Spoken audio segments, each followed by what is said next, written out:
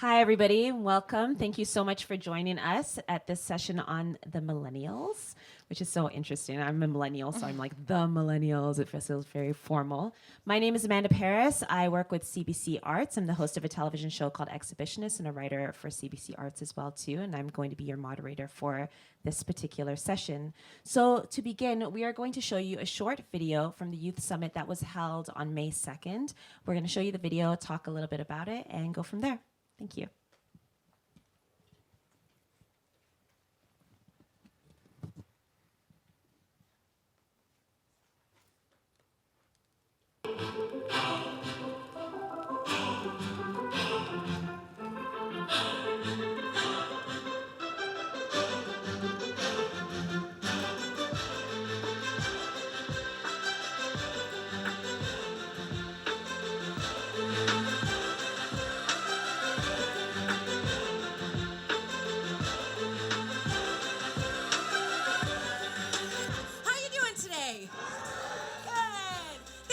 We're so excited to have you all here.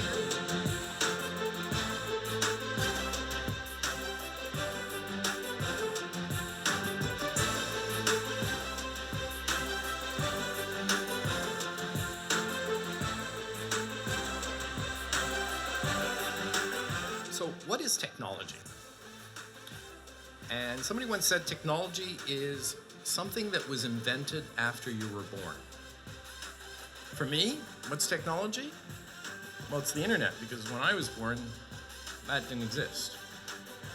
But for you folks, the internet and all the applications and the way you interact on your phones, it's a completely different way of doing things. So you're a perfect group to help us think about the issues we want to think about.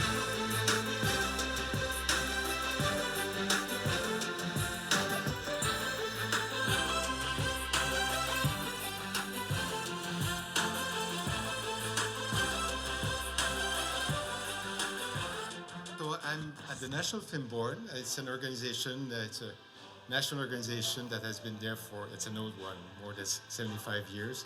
And we create and distribute content.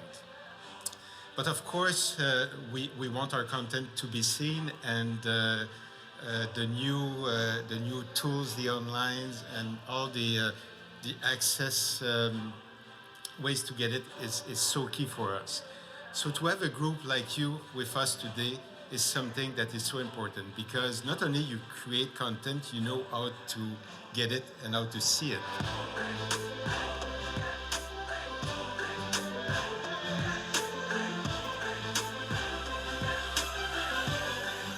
You know, people ask us, how do you go viral? Well, if we knew the answer, everybody would be viral. Everybody would be like all over the internet. We don't know the answer to that.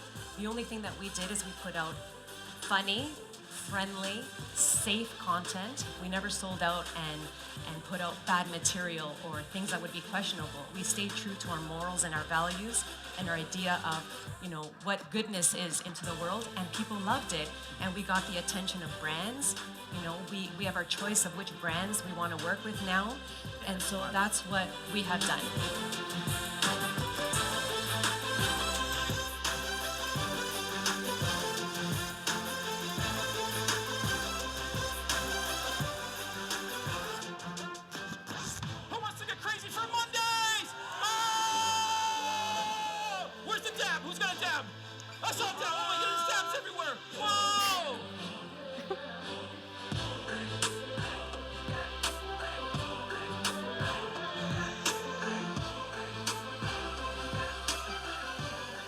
What content do you love viewing, watching, and sharing? Go, 5 minutes, guys.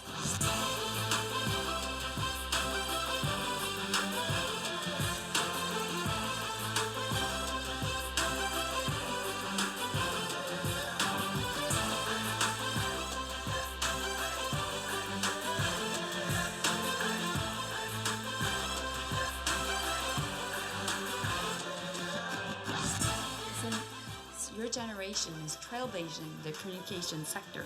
Experts and leaders want to understand how you connect with friends and families, how you get informed of what's happening around you and the world, and what makes you click in an app.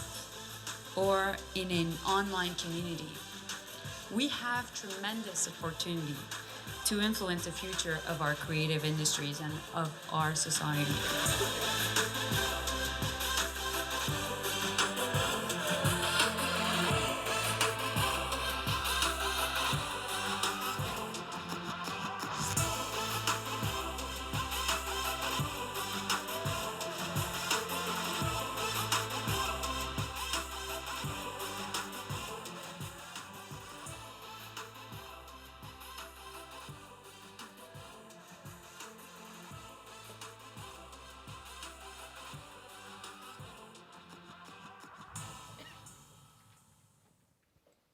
Great, thank you.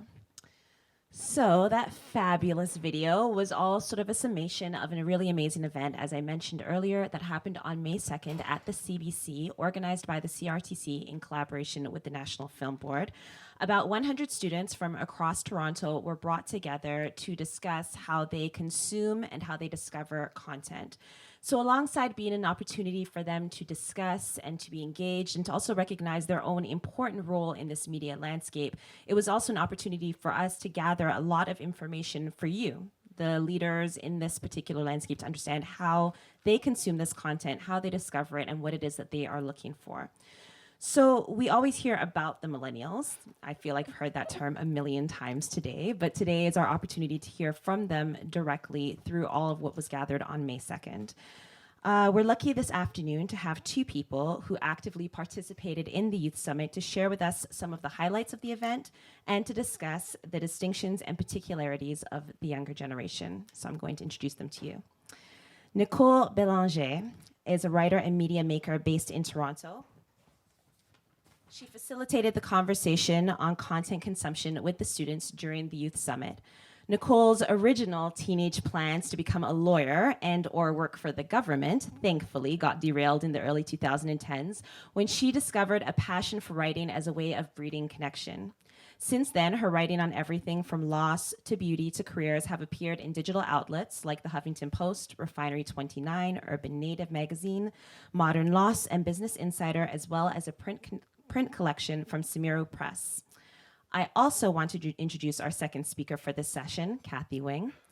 Kathy is co-executive director at Media Smarts. She also facilitated sessions with the students during the Youth Summit. The session focused mostly on digital and media literacy, as Media Smarts is Canada's Centre for Digital and Media Literacy. Kathy has worked with Media Smarts since its inception in 1995. Over the years, she's been responsible for overseeing digital and media literacy programs for Canadian schools, homes, and communities, managing stakeholder relations, and coordinating Media Smarts' ongoing national research project, Young Canadians in a Wired World. Sounds like she basically runs the entire thing. So please join me in welcoming Nicole and Kathy.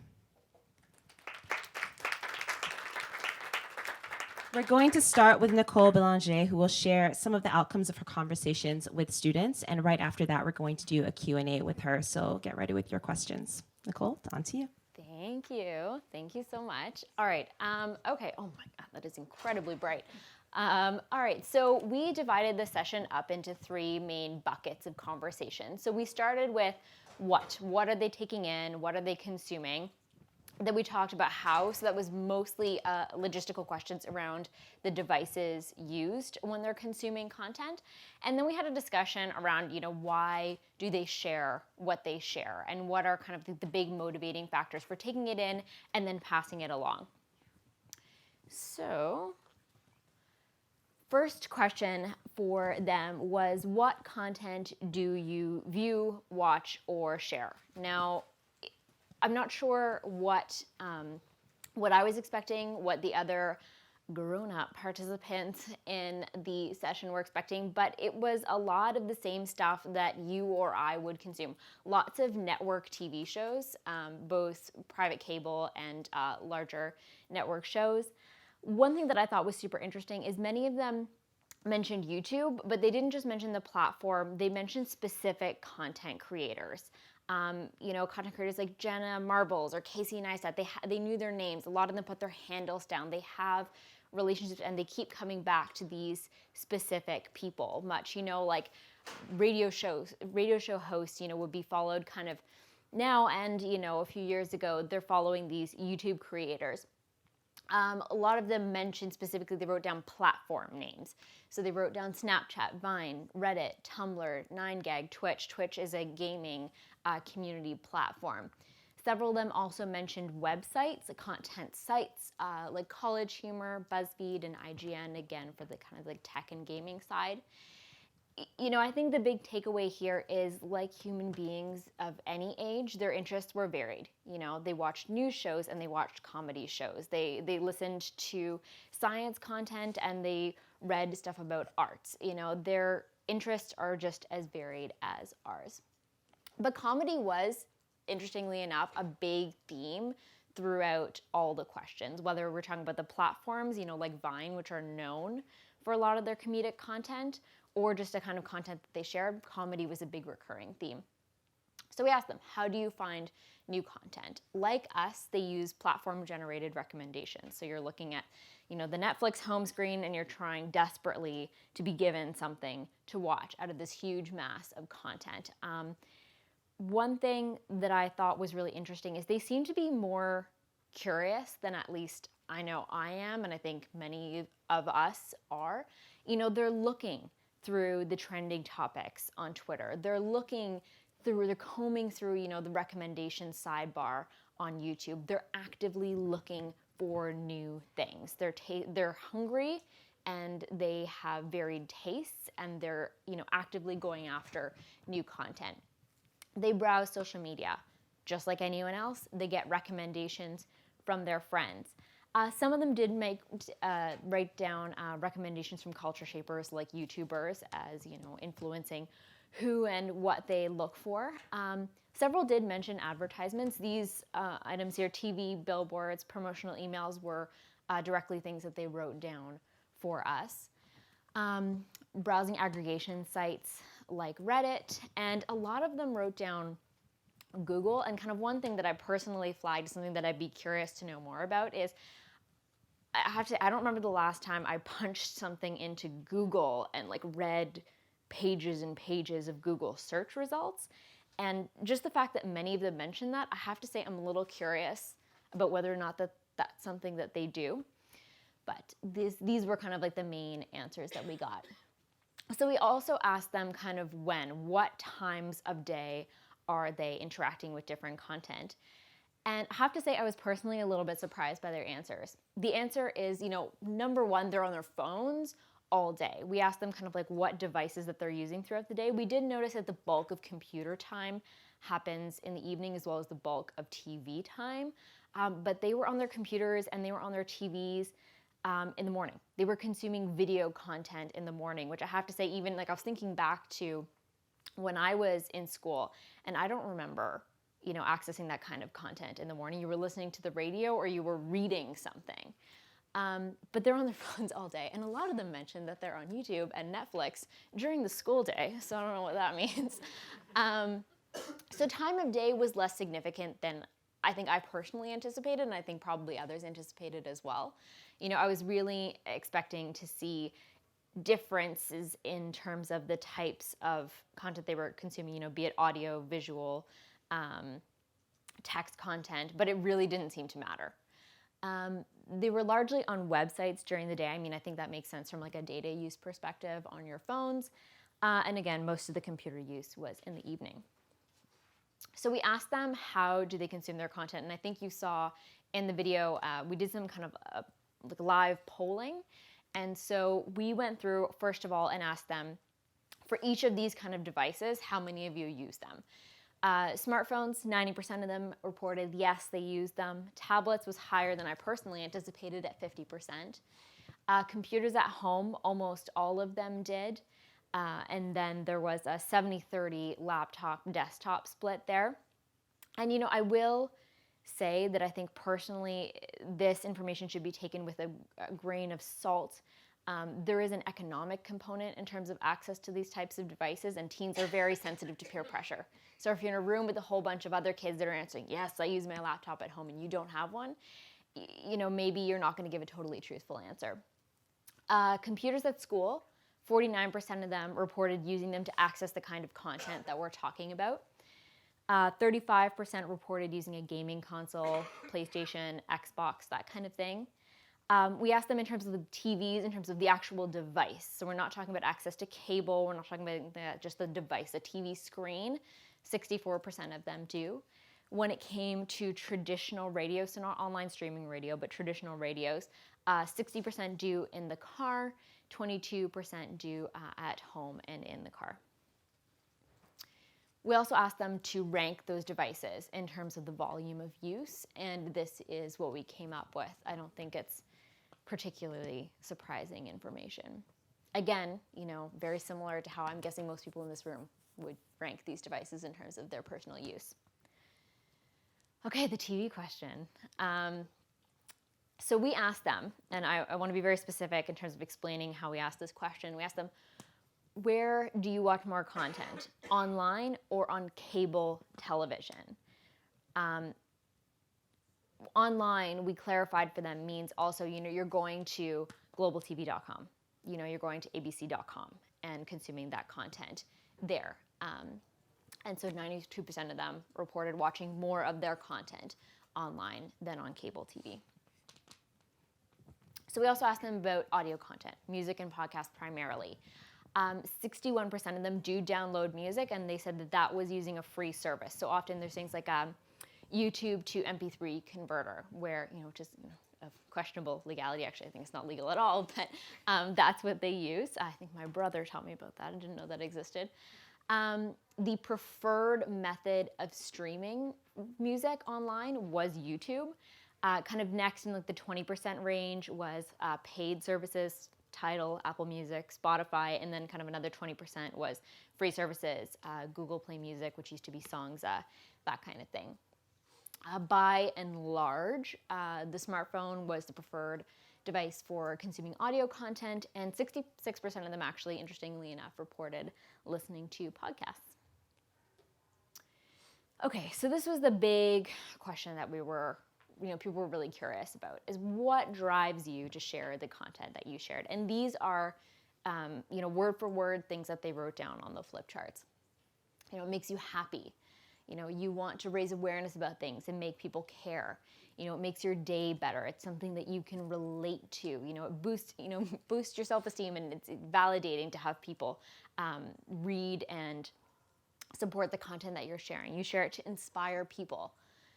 Content makes you embrace your culture or your city, to promote your business, to challenge you, to share moments. Nostalgia is a driving force, to laugh about it with friends.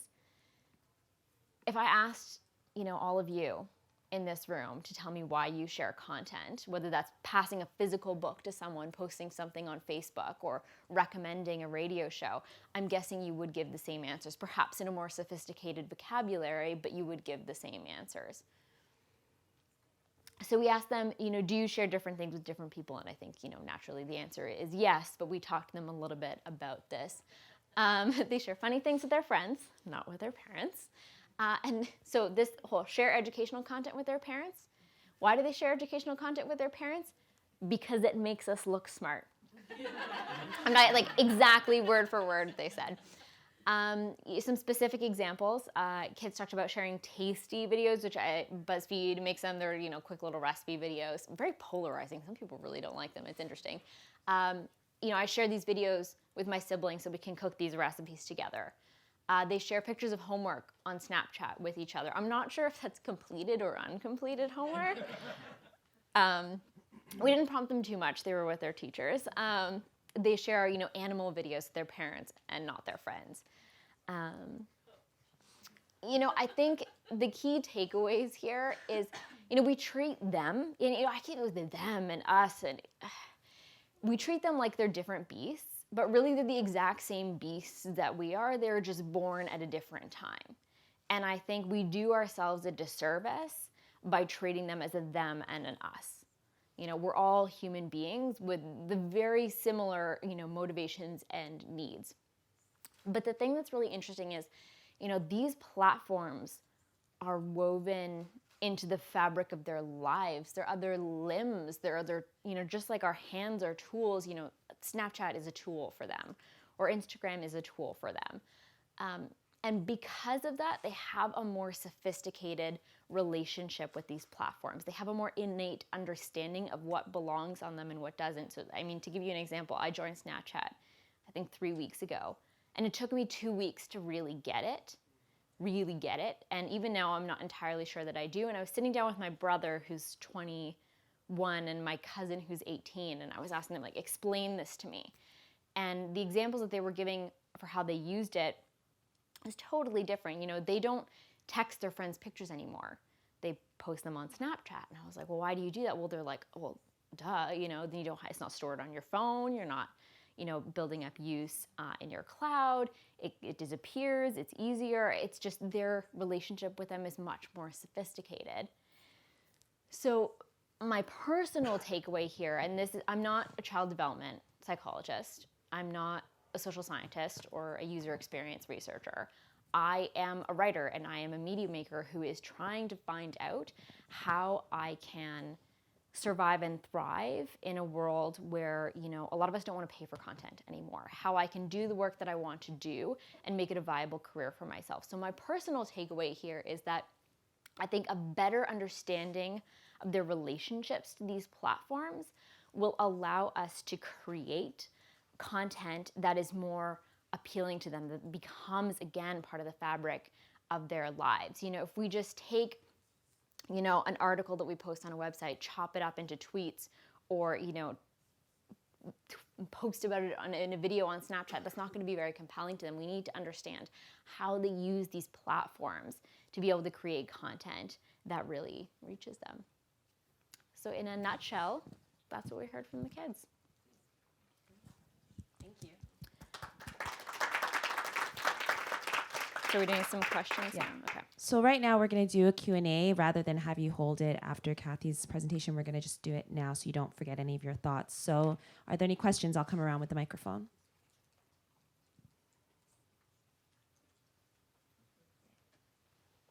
Do you think you will gonna do the same thing in the French Canadian part of the Canada, or it's only with the children from Toronto?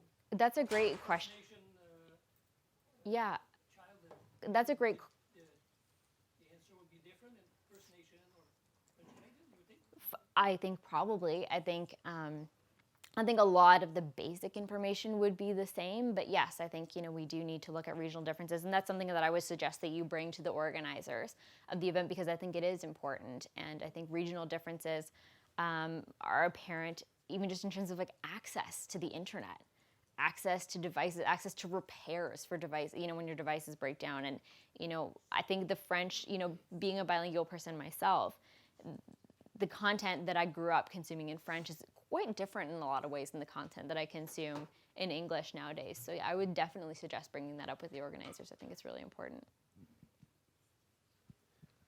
Yes, you mentioned that the kids were somewhat more sophisticated in their use of the of some media, but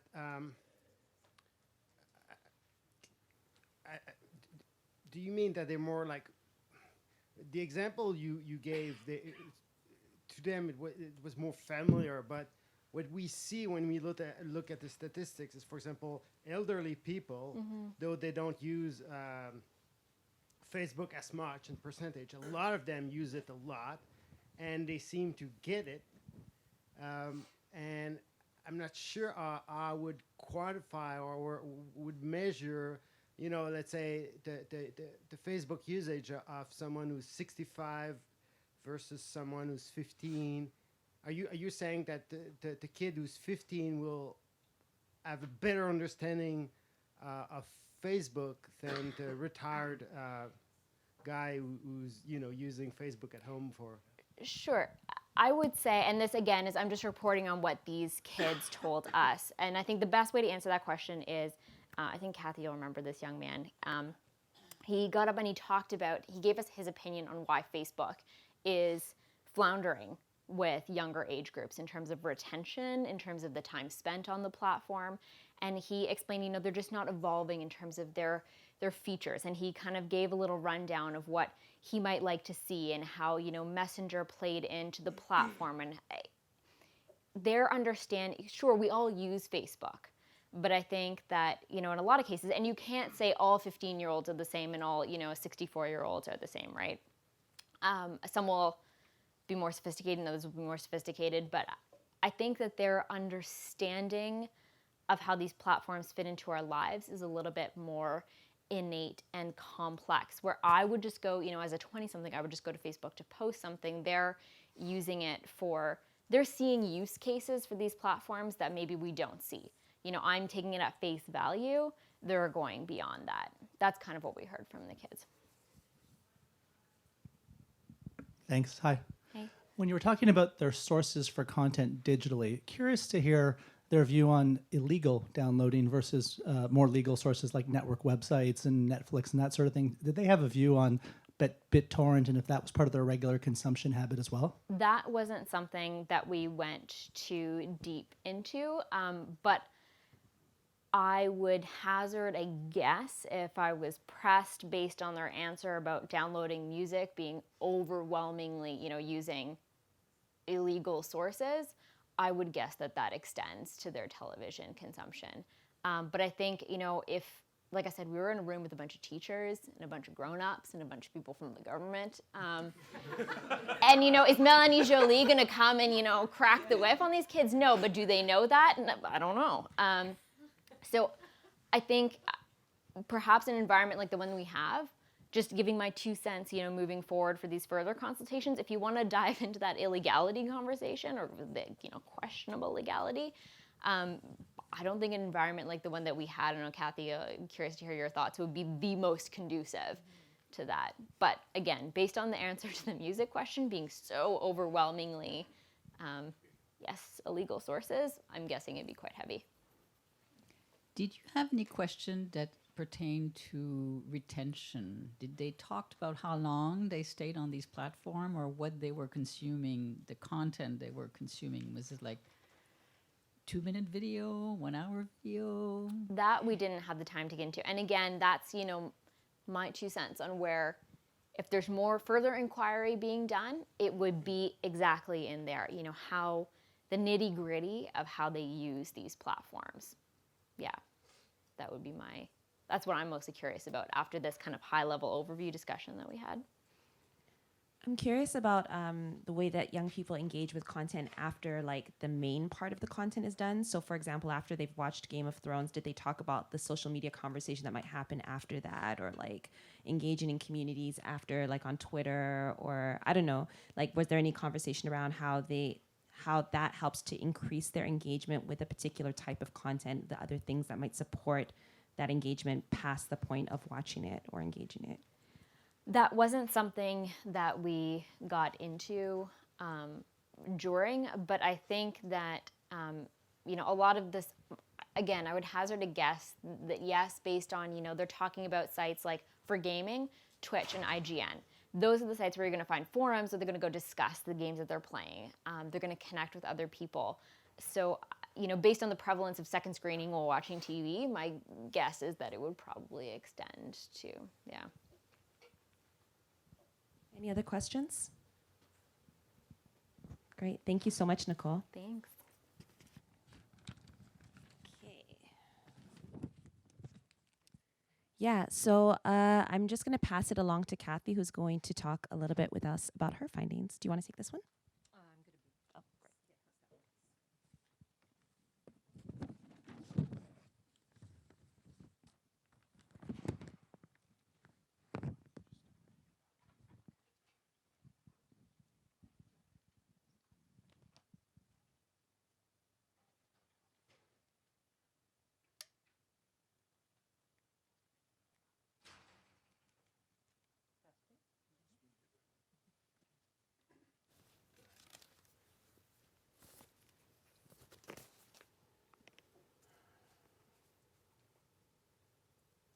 Okay, I just wanted to go back to your question about illegal content, because we do research with, and I'll talk about it a little bit, with classroom surveys of about 5,400 students across the country.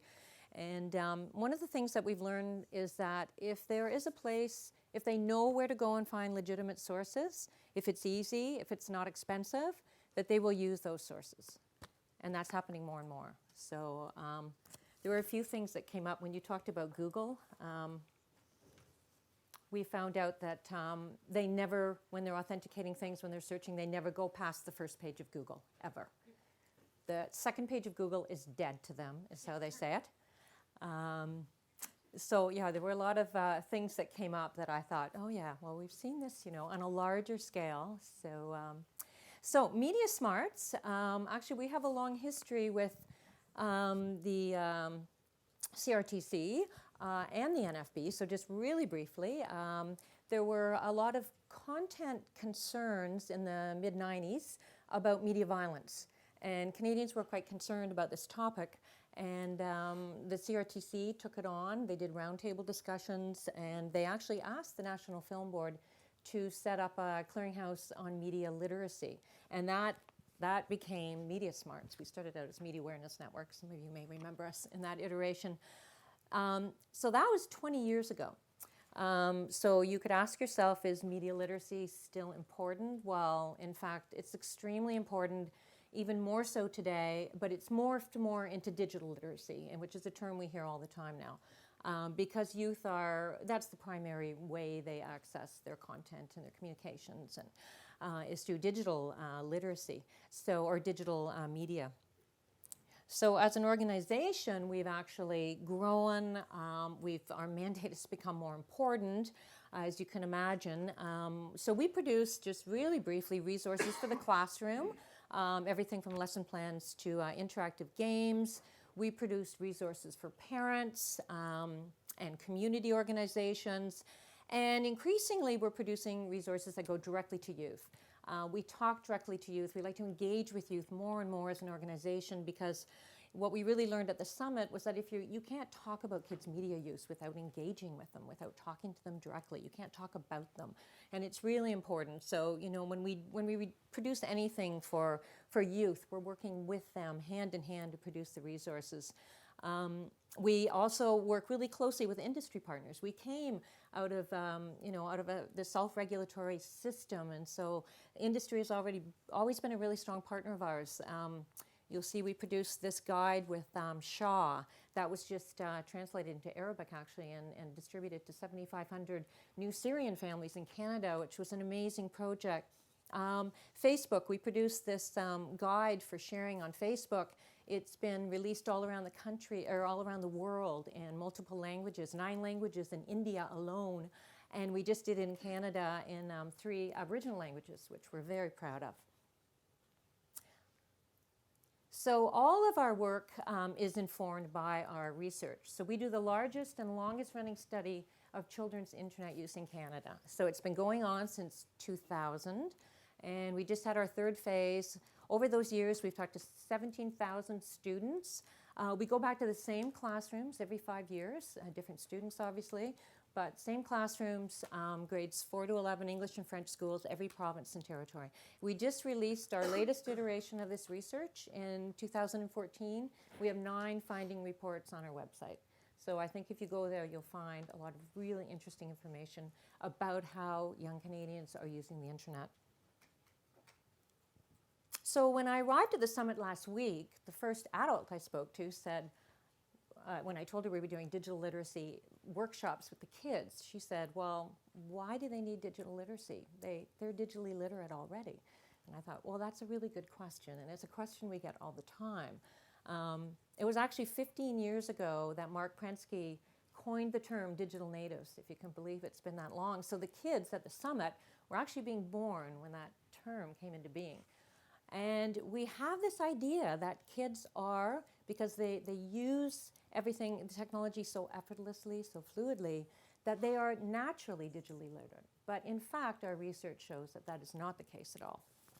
And I like the fact that you said that millennials are no different from us, because we lack digital literacy skills as well. So they're no different from us. But it's important because they are a vulnerable population. So it's important that they be learning these skills.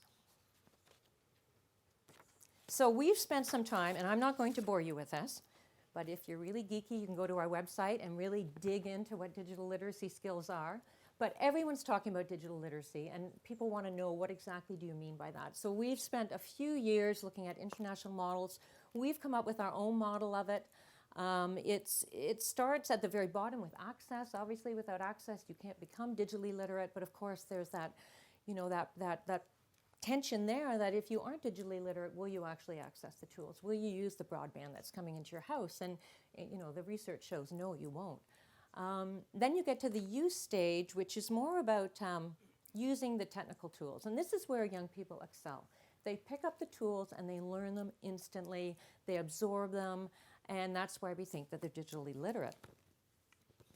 But as you get up to the higher level skills, which is understand. And understand is where you're talking about being able to make informed decisions online. And you see there's all these really sophisticated skills that are starting to develop. This is where we find that there's a real knowledge gap with young people. And after understand, we have create.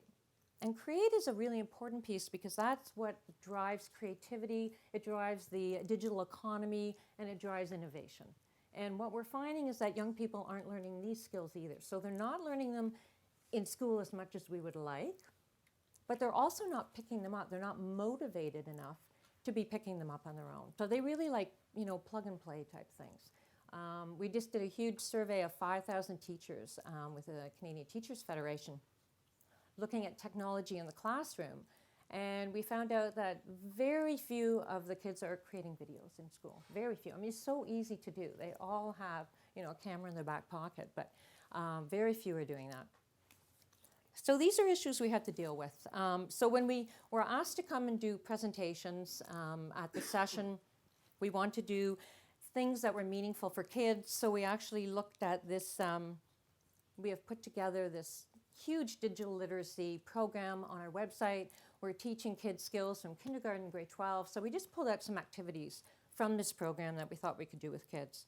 And this is really based on what we've learned from our research. And just interestingly, just as an aside, some of the things that kids have told us they want to learn is how to tell if online information is true, the legality of their online activities, which is very interesting, how to protect their privacy, and how companies collect their personal information and what they do with it. So I'm going to go really briefly through these. Can I grab some water? Thank you. Too much talking. So this would be a lot more fun if we just had a video of the kids at the end of their sessions, because they all got on stage and they presented what they'd done. But we don't have that video, so I'm just going to have to do a little recap for you. And it's not going to be as much fun as watching those kids. Obviously, they were super engaged. And that's what I thought was really interesting. They were really engaged because these are topics they deal with every day. So these are authentic learning experiences. You have to put the tool, you have to let the kids use their tools. And that's the other thing we learned about what's happening in classrooms. Kids aren't using Twitter or Facebook. They're not allowed to use social media in the classroom. There are teachers out there doing amazing things, but generally policies are really clamping down on that kind of stuff. So this was a really good, authentic learning experience. So the first thing we did was building your online brand, and that was Jared. Is Jared here? He's gone now, but he was great because Jared is a branding guy. So the whole idea was, how do you build a positive online brand? And these were older students who are starting to think about getting jobs, getting into university, and they're really getting aware of the implications of their online presence and their digital footprint. So these are important things to them. Oh, thank you.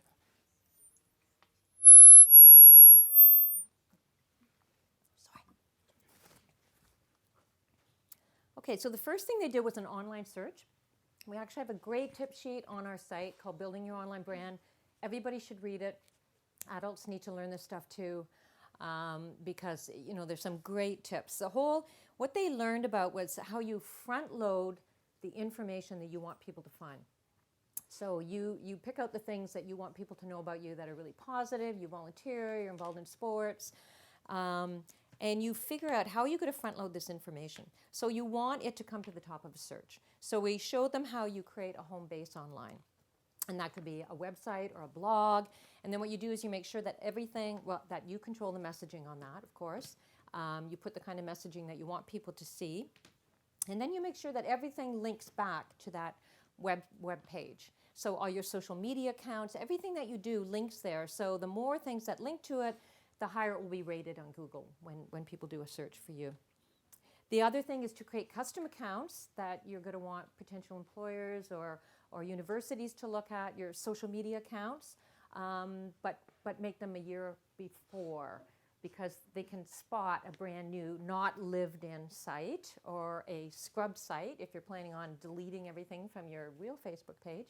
So there's, you have to make sure that it looks authentic. So we taught them how to do that. It was interesting. They thought Facebook and Instagram were the two sites that they thought were the best sites for them to use to reach out for this type of thing, for university. They didn't mention LinkedIn, so obviously that's a platform that they don't know about, they don't use, they're not interested in. What I really liked was the kind of brand attributes they wanted to project. And I think this really shows that they are no different from us.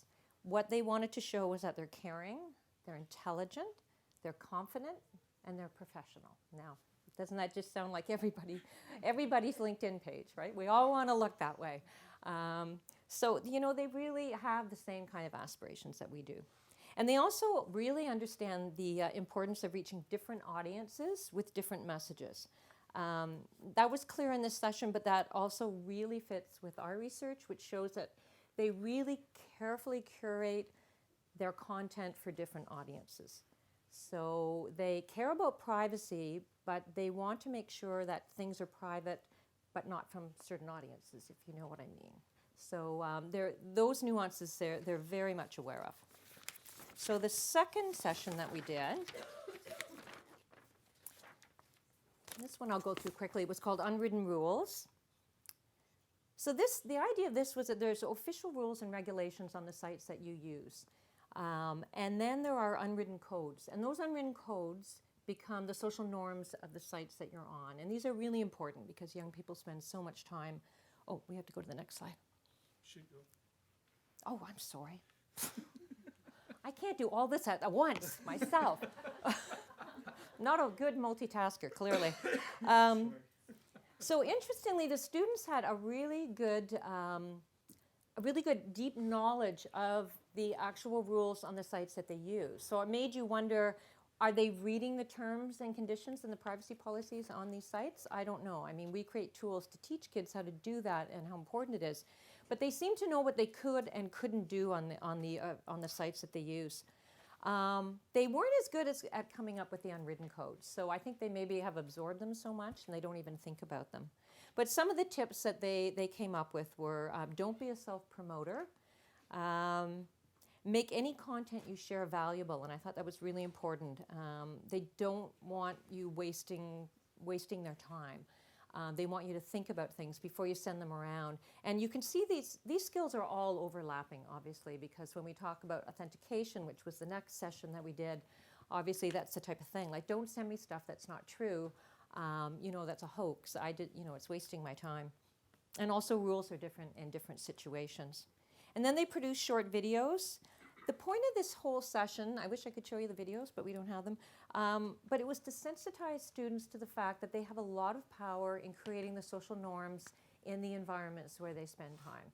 And that is really important because we know social media platforms trying to police behavior on those platforms, we see how difficult it is. We know how difficult it is. So we're constantly trying to teach young people that they actually have a lot of power in these environments. And then we did authenticating online information, which was the session that I did, which was a lot of fun. So we had viral content. We had 4 viral videos and 1 viral photo. And we wanted the kids to go through some kind of rigorous steps of authenticating this content. We didn't want them to just put the name of the video and then hoax into Google. They actually had some steps they had to go through. And what was really interesting was when we showed them the content at the beginning, they got every single one wrong. So 2 of the videos were true, 2 were hoaxes, and 1 we couldn't tell, we couldn't discern, and they got every single one wrong. So it shows you, I mean, I'm sure we would all do the same thing. It shows you how, these are hard skills to pick up. So I think I can show you The first one. Does anybody remember this? This is a weasel riding on a woodpecker. Do you remember this picture? Wait, how many people think this is a real picture? And that's exactly what the kids thought too. But you're wrong. It is a real picture. This picture was taken by a nature photographer. And when he put it up, I think by the time it went on the BBC Facebook page, after it had been up for 24 hours, it had 15 million hits on it. It was very difficult for them to track down whether this was real or not, but they found an article in National Geographic, and they actually talked about how it could not have been photoshopped. It was a very detailed article on how you could not Photoshop this picture, so indeed it was real. They had to pick their favorite presentation out of the group, and they showed a video that I'm going to show you now. Let's see if it works. I just press go? Oh, no, it didn't work. Back it up. I don't know if you've seen this. It's fairly new. It's a road in China. That's a traffic cop.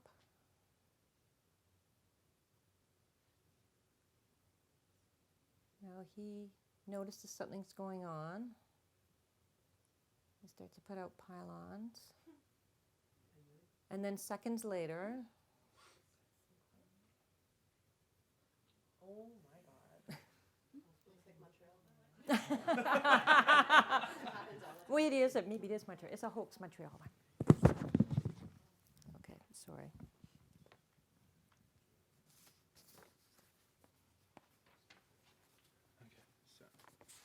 Okay, so, voting. Does anybody believe that that was a real video of a sinkhole appearing?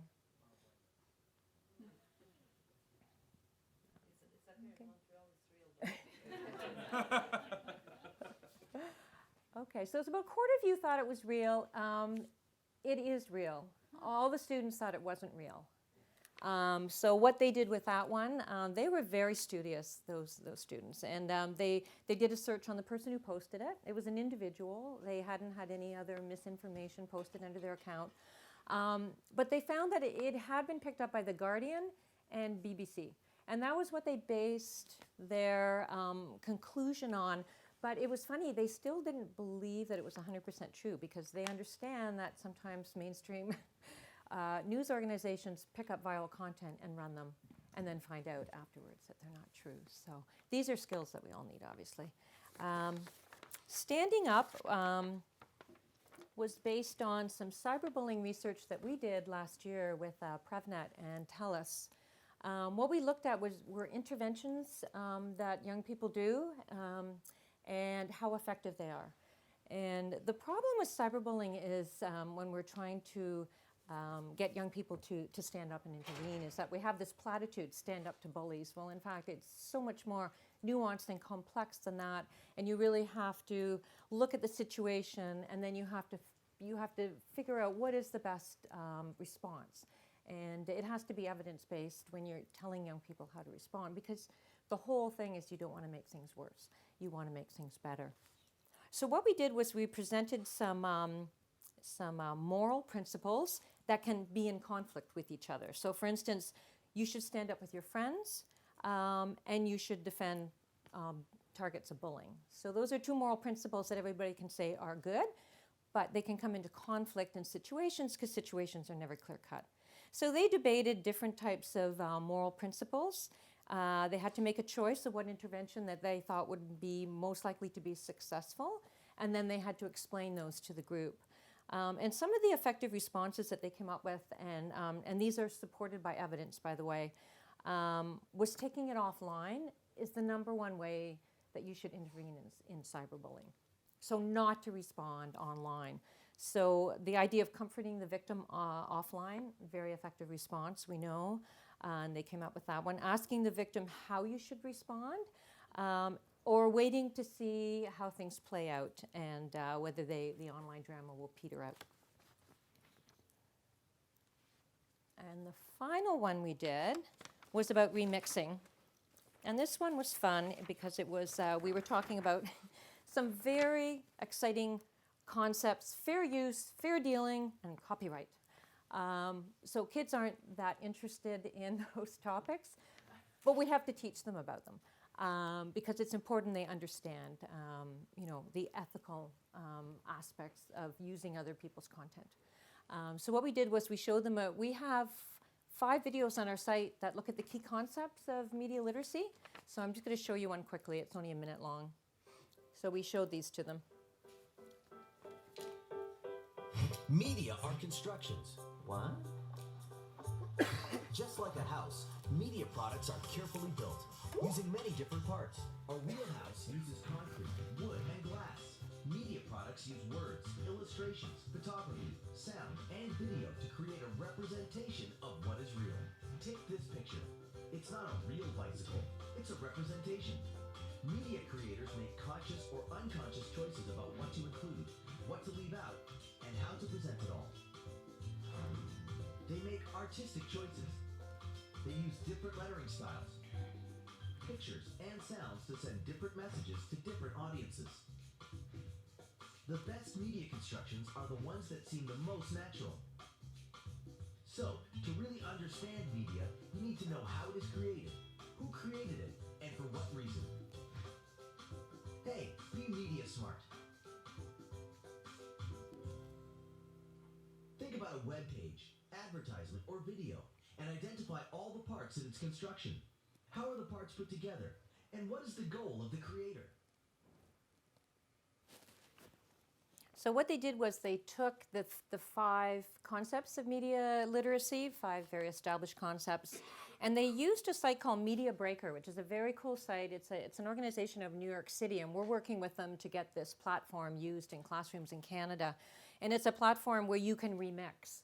But the whole idea is that there's a media literacy component. So they're remixing commercials that they find offensive, that they don't like.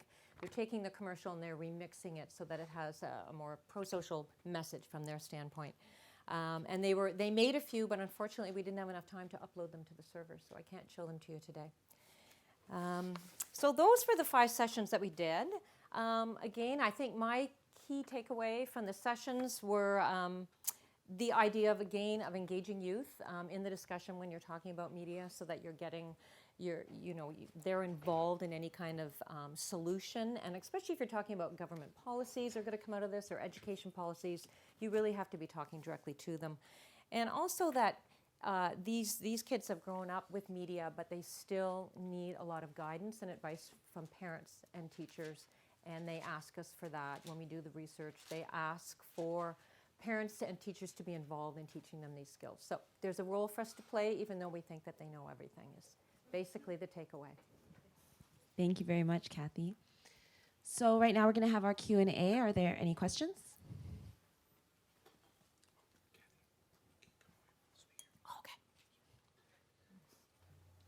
Okay. All went up at the same time.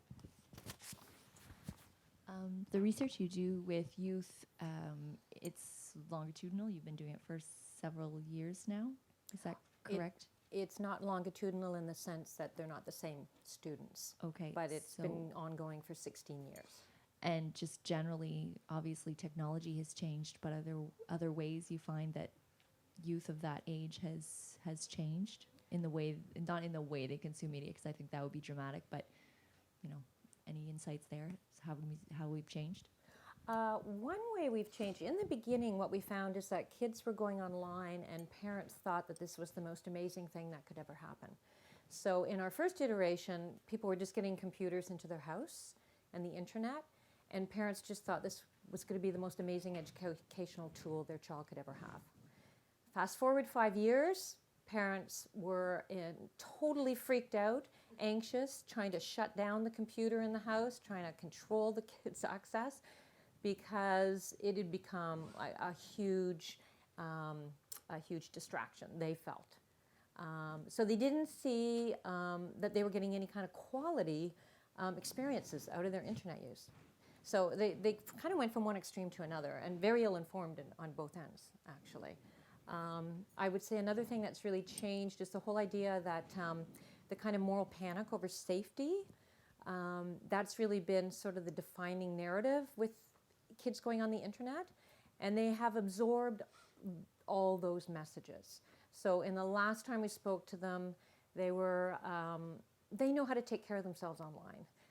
The vast majority of kids, if there's a predator or an adult or anybody bugging them, they know exactly how to block them, they ignore them. We know from the body of evidence that's out there that children that are at risk online are at risk offline. So it's a small, very vulnerable population. I would say those are kind of the key things that we've noticed over the years. Yeah. Thanks. I'm wondering what your research has shown in terms of kids' attitudes towards advertising and messages that are coming, and how comfortable they are with getting content for free but being subject to advertising, and do they pay attention, do they not pay attention? Is it something they just accept and enjoy and use and feel like it's a positive influence on their decision making, or do they realize that there are a lot of dollars behind trying to convince them to, look left or right? Well, it's a big topic. We found that we analyze the top 50 websites each time that the kids are going to. So that information is on there. It's really interesting. And every single site is a commercial site. That's changed a bit. I think there was one site that wasn't commercial in 2005. Last iteration, every single one is commercial. So they've grown up in a just completely commercialized environment. So they're used to it. So it's kind of like wallpaper in a way. They did say in the last study that they liked getting targeted advertising on Facebook. But they also said at the same time, which shows the knowledge gap, that when we asked who should be allowed to see your social media posts, the company that owns the platform was at the very bottom. They didn't want them looking at their posts, and yet they didn't understand the business model of how those ads were appearing. It didn't bother them, government or police, looking at their posts, but they didn't want the platforms looking at their posts. So I think that they're so used to it, and they think it's the price that they pay for free content. Yeah. Did you have your hand up too? Someone in the front? Oh, thank you. Thank you for your presentation. My name's Gretchen. I also do media literacy work in Montreal schools with kids who are under the age of 8. And have started as young as 5. And in addition to that, work in community radio, where often children are working alongside of their parents, at least in my experience, hosting radio programming.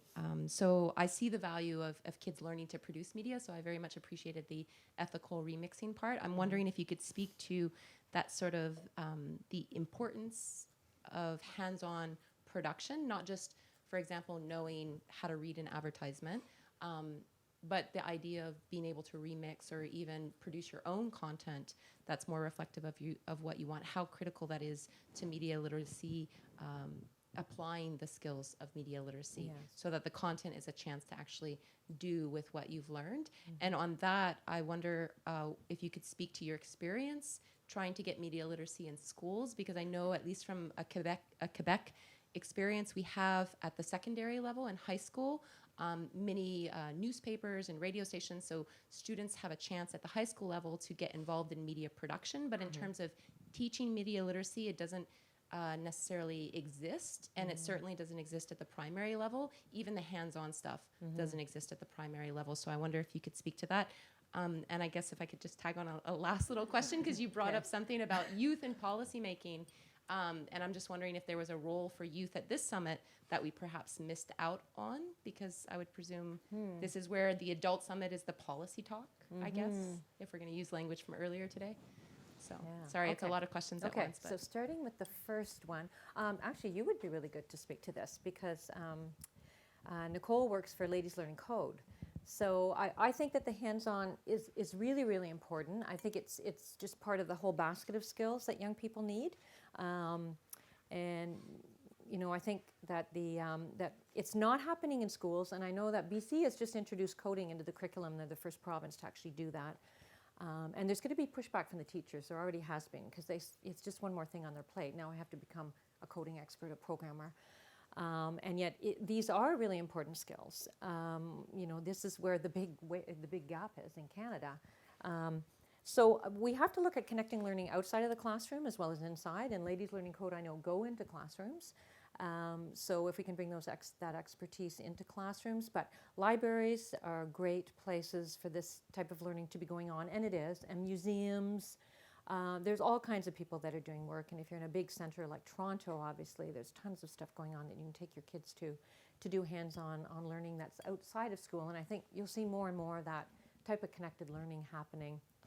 It's just, there's so much that teachers are responsible for in the curriculum to begin with that to add another thing, it becomes really hard.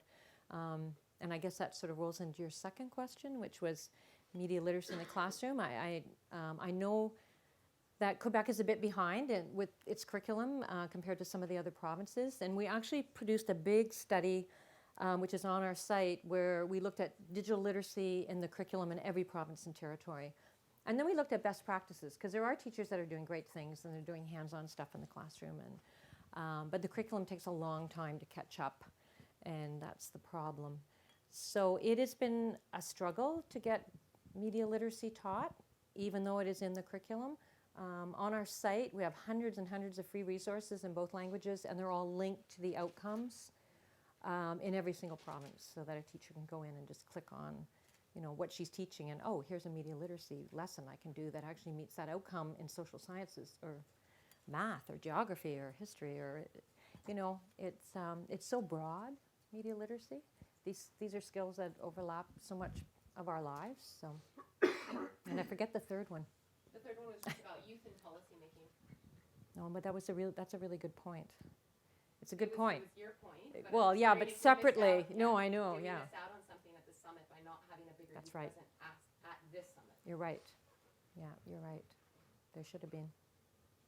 Rather than having them hived off the way they were. It's kind of segregated. It is. It is. Yeah, no, that's a good point. Question? This is going to sound really weird coming from behind you. Oh, hi. I'm actually, we spoke earlier, I'm actually back in Ontario from Nunavut. You said briefly that both languages, French and English. Is there any work towards translating into Inuktitut for the Inuit or for other First Nation languages in Canada? It's one thing to work for the rest of the world, but just in Canada itself, for media smarts. Well, we're such a tiny organization, and doing things in 2 languages is a huge, huge resource burden on our organization, but we're committed to doing it. We did produce the Facebook guides in Inuktitut, so they are available, and that was paid for by Facebook, and we worked with APTN on that as well. But unless someone gives us funding, then we can't. I mean, it would be great to have all of our resources in all the top 10 languages, say, in Canada, but it's difficult to do. Yeah. Any other questions? I had a quick question around cyberbullying. So I know a lot of the young people that I used to work with, like when they were in middle school, they dealt with sort of an individualized cyberbullying, but as they got older, there's something about the graduation from cyberbullying to trolling that would happen. And as their presence online became larger, so did their audience, and then these sort of anonymous trolling bodies would come and sort of police their all sorts of things. And so the responses they got taught around how to deal with cyberbullying, which kind of assumed that you knew the people that were bullying you, were no longer relevant for dealing with these more serious sort of trollers that would come and sort of do, leave comments that were also part of a larger sort of, the trolling in general is very rooted in a lot of racism, misogyny, all that sort of stuff, right? And so these young people didn't have as many tools to deal with this sort of graduated level of bullying / oppression that started happening online. And I was wondering if that's ever come up in some of the training that you do to talk about going from sort of the individualized small locale of cyberbullying to the larger threat, and what often happens for many adults as well too, which is trolling. Yeah, well, we do mostly deal with, the K-12 sector, but we certainly appreciate what a huge impact this is having, and especially on driving women off of the internet and driving them off of platforms because of the type of hate. Now, I mean, we do work in this area, but it's about establishing social norms, and it's also working with Facebook. We sit on, or Twitter, we sit on their international advisory council, so they, you know, as they're trying to develop new tools, they will come to organizations like ours and talk to us about the tools. And I wish I had an answer for that question, because it's a huge issue that we're all facing. I think that you know, all I can say is start really young, training kids and teaching them respectful, you know, discourse, and sensitizing them to the fact that there's somebody else on the other side of that screen, which sounds so obvious, but they don't get it. It's so easy to divorce yourself from feeling empathy. So a lot of our programs are about empathy building. It's really important. Yeah. We probably have time for like one more question if there's anything out there. Or else I'm going to dominate with my own questions. No?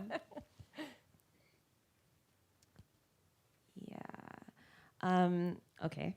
I'm trying to figure out how to word this particular question.